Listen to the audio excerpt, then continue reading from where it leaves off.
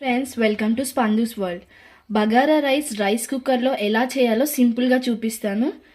ముందుగా చెక్క, బగారాకు, ఇలాచి, లవంగా, క్యారెట్, తరుముకొని పెట్టుకున్న ఉల్లిపాయలు, పచ్చిమిర్చి, అల్లం పేస్ట్, కొత్తిమీర, పుదీనా, బఠానీ. తాలింపుకి ముందుగా 3 పావుల నూనె పోసుకుంటున్నాను. ఆయిల్ బాగా హీట్ అయింది.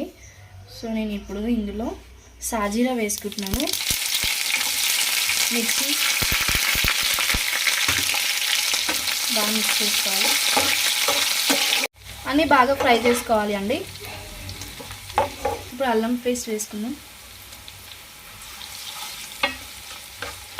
పచ్చివాసన పోయేదాకా బాగా మగ్గించుకుందాము. క్యారెట్,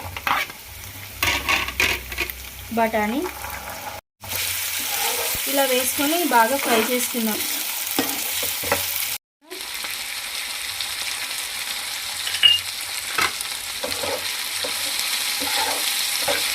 ధనియాల పొడి వేసుకుందాం.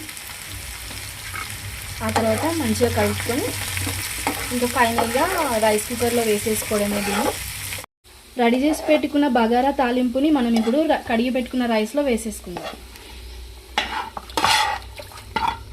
ఇలా వేసుకొని రైస్ కుక్కర్ ఆన్ చేసుకున్న తర్వాత ఫైనల్గా చూపిస్తానండి. ఇందులో తగినంత సాల్ట్ కూడా వేసేస్తున్నాను. టేస్ట్కి సరిపడా వేసుకోండి. ఇప్పుడు ఒకసారి మంచిగా మిక్స్ చేసుకొని ఆ తర్వాత రైస్ కుక్కర్ ఆన్ చేసేయండి. వావ్, చూడండి ఫ్రెండ్స్, బగారా రైస్ అయిపోయింది. బాగా వచ్చింది కదా, పొల్లు పొల్లుగా. ఇలా ఇంట్లో మనకి రాని వాళ్ళకైనా సరే, బ్యాచిలర్స్కి అయినా సింపుల్గా ఈజీగా అయిపోయేలాగా రైస్ కుక్కర్లో చేసుకోండి ఫ్రెండ్స్.